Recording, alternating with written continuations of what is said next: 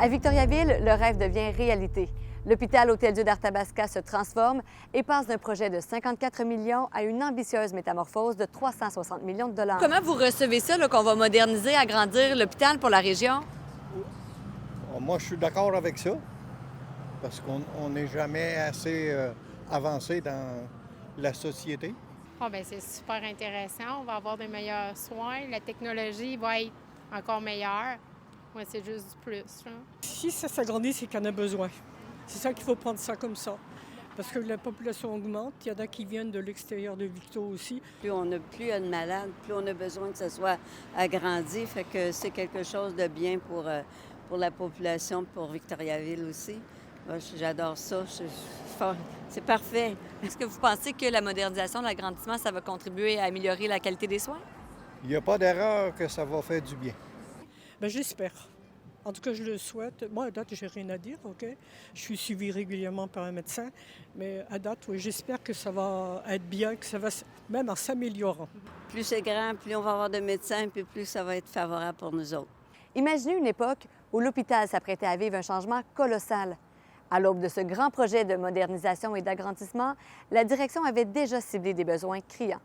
Bonjour, Mme Simoneau. Bonjour. Merci d'avoir accepté de nous rencontrer aujourd'hui. Et on s'est donné rendez-vous, c'est pas anodin à cet emplacement-ci. On se trouve là, littéralement aux abords de ce qui va être la future entrée. Oui, c'est ça. On est tout près de l'entrée de l'urgence. Ça va être grand, il va y avoir de l'espace, ça va être majestueux. On va revenir donc sur cette époque où vous étiez directrice des programmes de santé physique. Vous aviez identifié des lacunes, des besoins spécifiques qui gagnaient à être corrigés rapidement dans le projet du futur. Quels étaient-ils exactement? C'est qu'à l'époque, on faisait face à une augmentation de la population et ça se traduisait chez nous par une augmentation de l'achalandage. Donc, beaucoup de personnes qui requéraient de nos services. Ensuite, il y avait l'augmentation du vieillissement de la population. Alors, on faisait face beaucoup à des besoins d'assistance, la présence de marchettes, de fauteuils roulants. Et il y avait aussi un engouement sur le développement des pratiques. Hein. Ça évoluait beaucoup, autant des pratiques médicales, chirurgicales, etc. Donc, ça nous amenait beaucoup à nous questionner sur le futur. Ce qui était clair quand on avait songé le projet, c'est qu'on voulait avoir un hôpital à la fine pointe, rester à la fine pointe des pratiques, autant au niveau des infrastructures qu'au niveau technologique, qu'au niveau des pratiques. On voulait toujours rester un hôpital à la fine pointe, puis tout en améliorant l'accessibilité, la qualité, puis la continuité des soins. C'était toujours notre leitmotiv en arrière de notre projet. Puis aujourd'hui, avec le recul, est-ce que c'était des attentes qui étaient réalistes?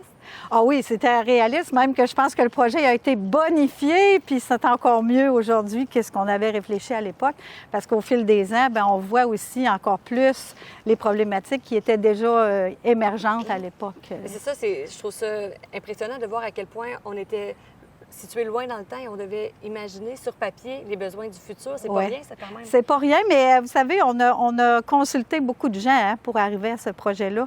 Quand on a commencé bien qu'on avait identifié certaines choses à améliorer, bien, on a rencontré les équipes de chaque secteur. Chaque secteur était rencontré et tout le monde qui gravitait à l'intérieur d'un secteur a été consulté. Et le projet, tel qu'on va le connaître, c'est un projet d'envergure, on le sait.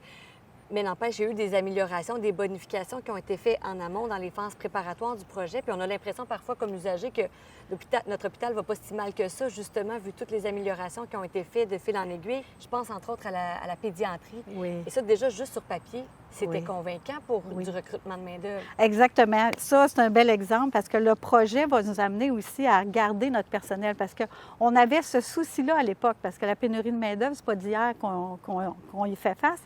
Mais on voulait garder notre personnel. Puis pour le garder, bien, il faut offrir aussi des environnements adéquats, stimulants, etc. Puis on voulait aussi aller chercher des médecins parce que ça nous prend des médecins. C'est un hôpital sans médecins, ça ne fonctionne pas. Alors le projet de la pédiatrie nous a donné cet élan-là aussi parce que quand on a fait le projet de la pédiatrie, bien, on a recruté 3 pédiatres dans l'espace de peu de temps. Avec un projet sur plan. Avec un projet sur plan. Imagine. Fait qu'on se dit que ça va faire le même élan, probablement, avec un hôpital. Remis à la fine pointe des pratiques. À la hauteur de nos aspirations, comme personnel soignant, mais également comme collectivité. Oui, c'est ça, exactement. Et merci beaucoup, Mme Simoneau. Ça fait plaisir. Attendue depuis des années, la modernisation et l'agrandissement de l'Hôtel-Dieu d'Arthabasca est enfin commencé. Depuis juin 2024, on peut voir le chantier de construction érigé sur la rue Laurier et dans les environs. Maintenant, on entre dans une phase plus dynamique et plus visible du projet avec la transformation des bâtiments en soi. Et pour faire le point sur ce projet d'envergure, on s'entretient avec l'ex-directeur général de l'hôpital et le président sortant de la Fondation À notre santé, M. Claude Charland. Bonjour, M. Charland. Bonjour. Bien, dites-nous justement, un rêve, un projet d'une telle ampleur, là, ça ne se concrétise pas du jour au lendemain. Comment la réflexion s'est amorcée dans le milieu sur les besoins? Bien, moi, quand je suis arrivé comme directeur général en 2003, on savait déjà qu'il y avait une désuétude au niveau des locaux. On savait qu'il y avait une capacité limite de développement et on s'est mis en mouvement, mais à travers les opérations de l'hôpital, l'hôpital, elle fonctionne. On ne peut pas dire on arrête tout puis on fait un agrandissement. On a réfléchi à ça, on a pensé. Puis en 2011, on est arrivé avec un projet concret d'agrandissement de l'hôpital, d'amélioration. Tout ça, ça se prépare, ça ne se fait pas du jour au lendemain. Donc, ce qu'on a fait, c'est on a dit c'est quoi le seuil critique. Fait que l'urgence, c'est un seuil critique. Les soins intensifs, c'est un seuil critique. On avait la disposition de l'hôpital, les différents services, pas tout à fait optimales. Mais l'hôpital date des années 40, 50, là, puis après ça, il y a eu des agrandissements, des améliorations. Fait que ce qu'on a fait, c'est on a placé l'urgence où elle est là, puis on a dit est-ce qu'on est capable d'agrandir l'urgence? On n'est pas capable de faire une urgence neuve par-dessus une urgence qui est en train de fonctionner. On l'a mis à différents endroits sur le terrain. Les soins intensifs suivaient pas. La circulation horizontale, parce que les gens, quand on circule dans un hôpital, on circule horizontal, mais on circule sur les étages aussi. C'était pas optimal. Jusqu'à temps qu'on se rende compte que la meilleure place qu'on pouvait le faire, c'est un agrandissement tout à fait neuf derrière l'hôpital. Et on fait l'urgence avec les soins intensifs, avec le bloc chirurgical. L'aménagement des locaux aussi, on avait des locaux qui étaient placés un peu partout dans l'hôpital, qui n'étaient pas optimaux, il a fallu déplacer. Et on avait déjà un agrandissement prévu. Fait que quand on veut avoir des soins critiques comme une urgence, soins intensifs, bloc chirurgical nouveau, bien, tout ce qu'il y a autour, la médecine de jour, l'oncologie, les cliniques externes, il faut que ce soit totalement fonctionnel. Alors, c'est ce qu'on a fait en phase préparatoire. C'est énorme en termes d'années. Je le dis souvent, je le répète, c'est l'image qu'on prend.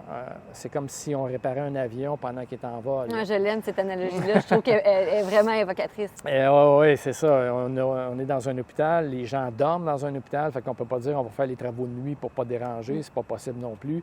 De jour, c'est limité. On ne veut pas avoir, pendant qu'on est en train de réparer des murs, du plâtre dans le ventre parce qu'on est en train d'avoir une chirurgie.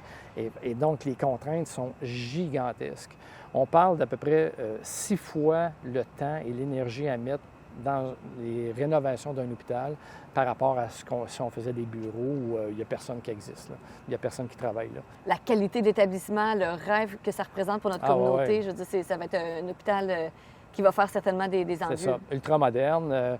On a déjà un hôpital qui est quand même très sain, là. Il y a les équipes, là, depuis 30-40 ans, ont travaillé à maintenir le milieu ici de qualité malgré des études de certains locaux. Par contre, il y a vraiment des choses qu'il faut changer pour répondre à la nouvelle médecine, aux nouvelles techniques, aux nouveaux équipements et à la sécurité des gens. Et ça, c'est important de faire ces changements-là parce qu'à la limite, on peut devenir presque dangereux pour la pratique médicale pour soigner des gens, là. Donc, il faut être prudent là-dedans parce qu'on a quand même des super bons services, mais on va avoir beaucoup mieux avec ce qui s'en vient comme ici. Et on est dans un hôpital régional. On couvre assez grand territoire.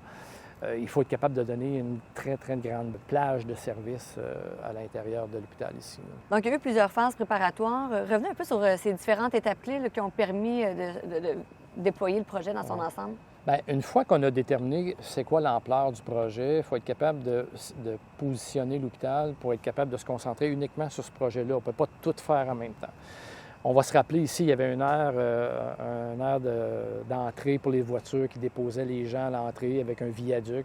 On a commencé par détruire ce viaduc-là parce qu'on savait qu'on voulait faire un agrandissement. On a procédé à l'agrandissement en avant. On a restitué la médecine de jour, l'oncologie, les cliniques externes ont toutes été rénovées. Donc, on s'est tous préparés à ce projet-là. On savait aussi que le projet allait utiliser des espaces de façon importante, dont la cafétéria, les cuisines, etc. Donc, on a fait l'acquisition de la résidence des Sœurs ici en arrière. Ça a été une longue négociation avec les Sœurs. Pas parce qu'ils ne voulaient pas vendre, mais parce qu'il y avait des enjeux, c'est complexe. Puis pour eux autres, c'est l'avenir, puis le passé, l'histoire. Donc, on a acheté cet espace-là qui a été salvatrice parce que ça nous permet d'avoir des zones tampons, on peut déménager des unités, des services pendant ce temps-là. Donc, on a tout préparé ça, on a tout préparé les différents scénarios, on a déménagé les archives complètement parce qu'on s'est dit, les archives papier, ça n'existera plus quand le projet va être fini. On va être dans les archives numériques. On n'agrandira pas les archives, on va les ratisser. On a souffert pendant quelques années, mais on voit maintenant qu'avec le dossier clinique informatisé, on n'a plus besoin d'archives papier, juste l'histoire. Et éventuellement, il n'y en aura presque plus. Donc, c'est toutes ces phases-là qui ont permis de positionner l'hôpital. Puis là, on se concentre à partir de 2024 sur l'agrandissement comme tel, vraiment les nouvelles unités. Et merci beaucoup d'avoir accepté de faire le point sur les différentes étapes du projet qui ont été franchies à ce jour. Puis ça nous aide justement à mettre en perspective quelle sera la suite là, de l'évolution du projet. Bien, bienvenue. Mais on a bien hâte de voir le résultat final. Avec raison. Les travaux préparatoires qui se sont amorcés en juin 2024 vont s'échelonner sur encore quelques mois. Après quoi, la deuxième phase des travaux, soit la modernisation en tant que telle des bâtiments, va pouvoir s'amorcer. Rappelons qu'il s'agit de l'un des projets immobiliers les plus importants de l'histoire du CIUS de la Mauricie du centre du Québec.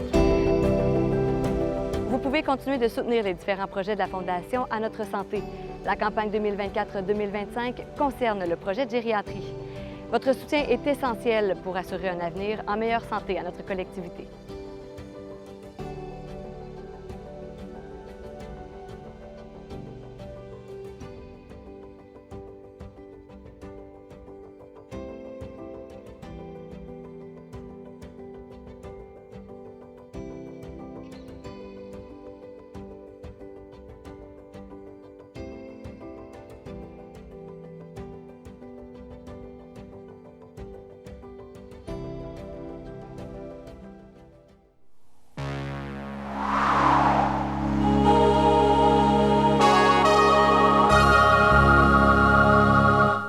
Maintien dans les lieux.